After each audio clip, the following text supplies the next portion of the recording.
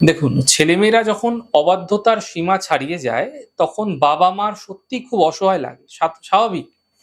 বাবা-মার কথা তারা শুনতে চায় না, কাউকে মানে না, সে নিজের মতো চলতে থাকে, কাউকে পাত্তা দেয় না।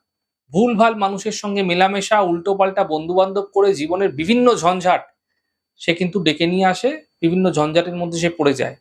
এমন ক্ষেত্রে কিন্তু সত্যিই যারা বাবা আছেন, মা আছেন, তারা ভীষণ অসহায় বোধ করেন। তাই আমি আপনাদের আজকে একটি উপায় বলছি, যদি আপনি সন্তানের মা আছেন অথবা আপনি বাবা আছেন, তাহলে আপনি এই উপায়টি আপনি আপনার সন্তানের ভালোর জন্য করতে পারেন। এই যে নবরাত্রি শুরু হচ্ছে, নবরাত্রিতে ষষ্ঠী তিথি চলাকালীন এই প্রক্রিয়া আপনাকে শুরু করতে হবে। দেবী দুর্গার চিত্র সামনে রেখে এই একটি ছোট্ট মন্ত্রের জপ আপনাকে করতে হবে।